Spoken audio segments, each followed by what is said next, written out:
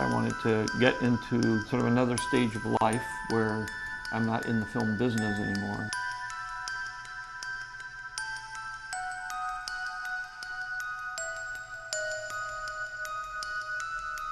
It occurred to me one day that the perfect person to take over the company was Kathy. It's just such a perfect fit. And I felt that I really wanted to put the company somewhere in a larger entity which would protect it.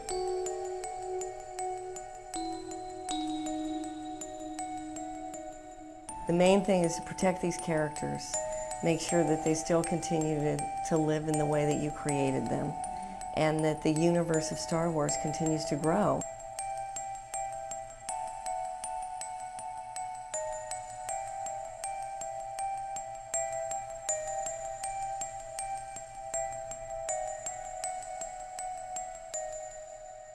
Hopefully it'll be an inspiring package of entertainment that it has always been well into the future.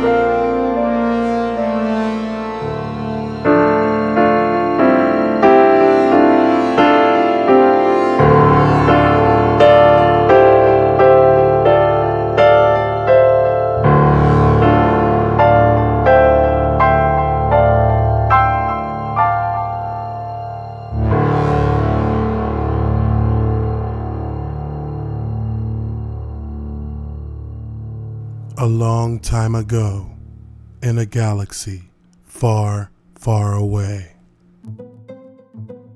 It's a statement that's synonymous with cinematic achievement, wonder, excitement, the brainchild of a man who, against all odds, allowed us all to feel like heroes. Star Wars. A film franchise that has stood the test of time, captivating audiences for over 40 years. The creation of George Lucas, Star Wars quickly became a worldwide pop culture phenomenon after the release of A New Hope in 1977. A story of fathers and sons, good versus evil, fate versus destiny. This hero's journey changed the way sci-fi film was received by the masses, and in doing so, Lucas became the father of a saga that would be passed down through generations. But while we all know about the astronomical success of Star Wars, it's also the trials and tribulations that both its creator and its fan base have endured that has followed the legacy of the fantasy franchise to this day. What started with the Phantom Menace and the backlash Lucas received for the childlike simplicity and narrative of the first prequel feature manifested itself into an organized movement by the fans to push Lucas towards bringing a level of maturity and seriousness to the intergalactic saga, keeping it consistent with the level of maturity and adventure seen in much of the extended universe lore that followed the original trilogy. Even with the complaints levied against subjective parts of the prequel trilogy, Star Wars fan base held its trust and its hopes in George Lucas and his ability to complete a fitting prequel story, bringing the tragedy of Anakin Skywalker full circle and solidifying the legacy of Star Wars into its galactic universe and stories, with which Lucas was solely responsible for creating.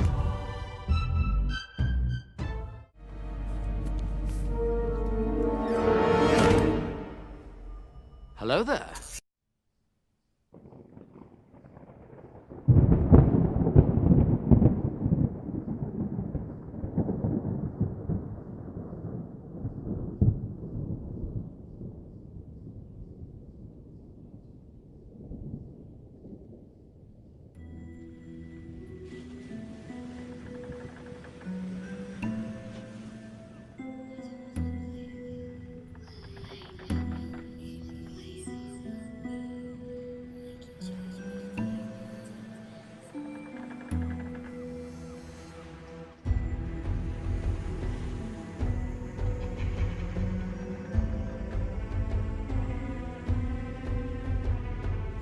December 18th, 2015 marked the return of Star Wars to theaters around the globe.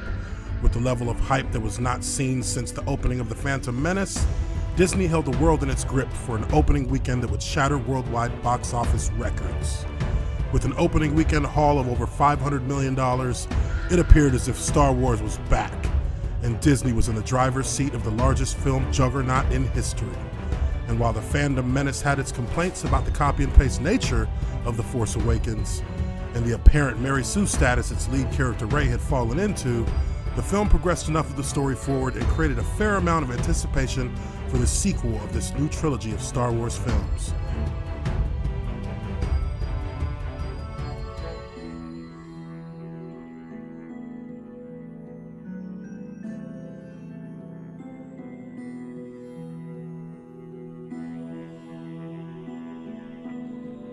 But all was not well in this galaxy far, far away, as one of the first actions made by Disney following their purchase of Lucasfilm, the company decanonized the entirety of the expanded universe.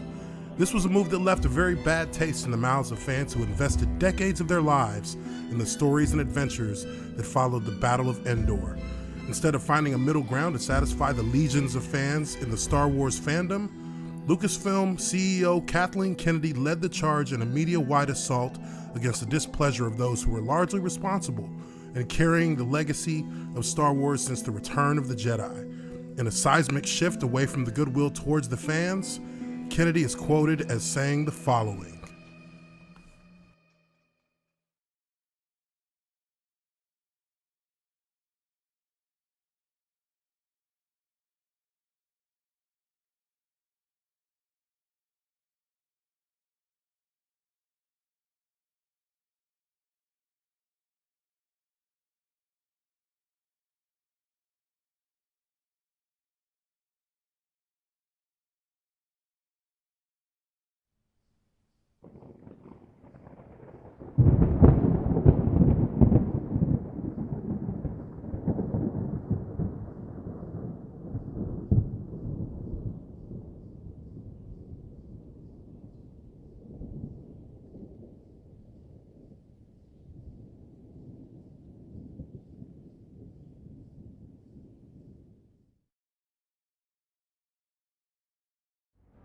Hi, I'm holding for General Hux. This is Hux. You and your friends are doomed. We will wipe your filth from the galaxy. Okay, I'll hold. Enter The Last Jedi, a film that, while visually stunning, was lamented by many of the fans for its lack of a coherent plot, failing to answer questions left by The Force Awakens. What's worse, it was a film that injected many social and political messages that were unnecessarily and heavy-handedly ushered in front of a movie audience behind the lead of director Rian Johnson. Backlash towards The Last Jedi was swift. Many viewed it as a complete misrepresentation of the values of Star Wars, mainly because of the treatment of its central character of the original trilogy, Luke Skywalker. To many, this was a Luke that was unrecognizable. This was a Luke that was in complete contrast to the ever-optimistic hero the audiences were left with following the return of the Jedi. This was a Luke that did not represent the vision of his creator, George Lucas.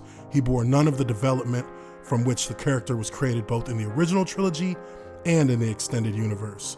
It was so egregious that Mark Hamill himself vocally showed his displeasure on numerous occasions in the media marketing push leading up to the release of Episode 8. Needless to say, Disney forced his silence.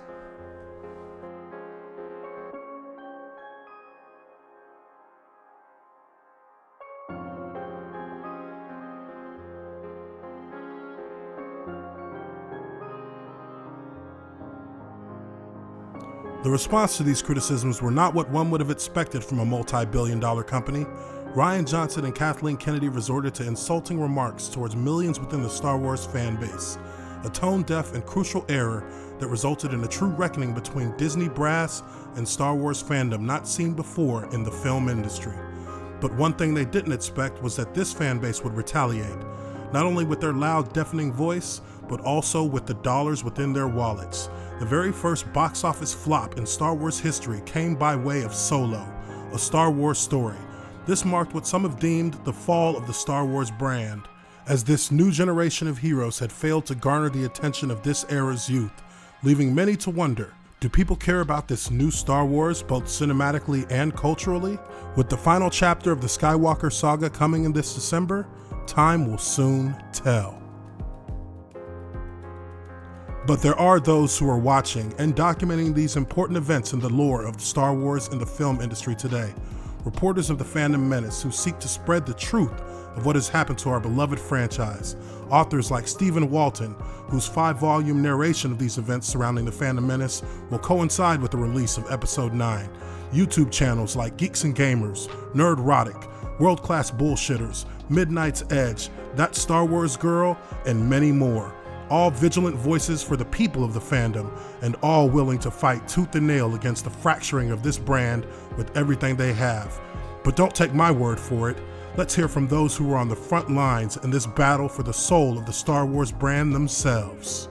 Today, we're going to talk about the evil witch, the wicked witch of Lucasfilm, Kathleen Kennedy. I don't like Kathleen Kennedy at this point. I don't like what she's done with Star Wars, and anybody with half a brain knows and sees exactly this anti-man, pro-female agenda she's been pushing with Star Wars since she became the president of Lucasfilm. So in this movie, there are things that the characters say or do that, to me, just did not feel like Star Wars. I just feel sorry for the kids, you know, because at least I grew up with Star Wars. I grew up with Star Wars. I believe Star Wars films that were actually pretty good. Unfortunately, they're not getting the same kind of storytelling as we did. It is not a secret that the advocates of social justice when it comes to comics are very dishonest people. They are leeches that exist to only hijack subcultures and fandom, and honestly, they do a great job of this. The Last Jedi is a skillfully crafted, well-acted, technically brilliant disgrace. But at the heart of this film is a hideous cancer that not only ruins The Last Jedi, but kills all hope of Star Wars ever being a unified and coherent franchise again. The reason why I don't like The Last Jedi, I think don't like is too weak of a point. I really despised it, and I'm offended as a fan that there was so much buildup, and that is what they provided, the plot. What was it? Because I'm really interested to know what the heck was the whole point of that movie. The last few months post The Last Jedi have been a minefield of negativity and hatred spewed at the fans by those in charge. It's bad business. According to Jeff Bezos, you know, the richest man on the planet and founder of Amazon, it's important to build a great experience customers will tell each other about. Word of mouth is very powerful. He's right, you know. Word of mouth is very powerful. It's a pretty good album, too. Look at where we are now. Interest in Solo is lower than any Star Wars film in the franchise's history. It's not because people dislike the original characters. They came out in droves for The Force Awakens and Luke Skywalker's return in The Last Jedi. It's because of how poorly the criticism has been handled by Lucasfilm. Kathleen Kennedy says the films aren't for men. Rian Johnson says we're not smart enough to get The Last Jedi. And J.J. Abrams says we're intimidated by women. No respect, no VIP treatment, no immediate action, and no solution. Only blame. You may say that Star Wars is just a kids' franchise, and that fans are being too critical and need to grow up. But you'd be wrong, because Star Wars isn't a kids' franchise. Kids' franchises aren't pushing sexual ideals, but Star Wars is. I'm sure you've seen this tweet from Jonathan Kasdan, the asshole son of Lawrence Kasdan. In it, he says, "Sorry to have brought identity/gender politics into... Nope, not sorry at all, because I think the galaxy George gave birth to in 77 is big enough for everyone. Straight, gay, black, white, brown, Twi'lek, Celestian, Wookiee, droid, and anything in between. Hashtag droid rights, hashtag we are sentient." Besides acting like a smug bitch, the entitled John Kasdan is missing his own point. Star Wars does have plenty of space for everyone, but Lando isn't the character that needs to be made an example of to prove how progressive the irrelevant son of a writer is. Chris Chibnall's writing has been crap, and he and Stephen Moffat both basically admitted that they've run out of ideas. And what do hack writers do when they've run out of ideas? Destroy better people's ideas. And that's what they're going to do. Instead of, going the route of, hey, let's let Jodie Whittaker be her own doctor, not better or worse than anybody else, just being another doctor in this grand story that we've loved so much. Nope, they're going to piss on other doctors and backstory to make her the bestest doctor ever. Does that sound familiar? It sounds familiar. How's it sound? Star Trek Discovery, Star Wars, Marvel Comics? Yep, sounds familiar. Star Wars was really successful because of Rey. Nope. It was Han and Leia and Luke. The Kelly Marie Tran situation. So it was big news a few weeks ago that Kelly Marie Tran had deleted all the posts from her Instagram, and it became this co-opted as this big news about, oh my god, sexist racism and how terrible humans are and how Star Wars fans are all terrible, and let's bring up all the times in the past we've harassed people and ruined their lives. I mean, it probably sucks to hear it. It probably sucks to read that stuff. I'm sure it does. I'm sure that there was, and I'm sure there were a lot of people, like they always do, taking things out on her that are not her fault. There was nothing wrong with her performance. There was a lot wrong with the character that was written for her, but she didn't choose the hair, the makeup, the character, the lines. She didn't choose any of that. She just went on, she got a job, which was a fantastic job as an actor to get. And let's put it out there right now, guys. If I was offered a role in a Disney Star Wars movie, fuck integrity. I'm taking that role. I need to live. I need to eat. And I actually respect the fact that she didn't come out and make it an issue for herself, right? She didn't come out and sit there and be like, I'm doing it because of this and fuck all you people. In fact, she's been, of the people involved, interestingly enough, a minority, right? A minority who has not been one of the people calling out fans for being racist and terrible and whatnot, the way that everyone else is. If she deleted her post on Instagram and she didn't make a statement about it, it's because she wants to step back. She wants to be less in the limelight and less, a thing. So all the fucking SJWs getting on board and making it their cause and running around with pitchforks and shit like that, you're making it worse. Well, there you have it, folks. The Fandom Menace is here to stay. Hit the like button if you like this video. Subscribe to Geeks and Gamers. Subscribe to the observant lineman Uche Nwaneri. Thank you very much for watching this Fandom Menace Origins video essay, and we will catch you on the next video. Peace.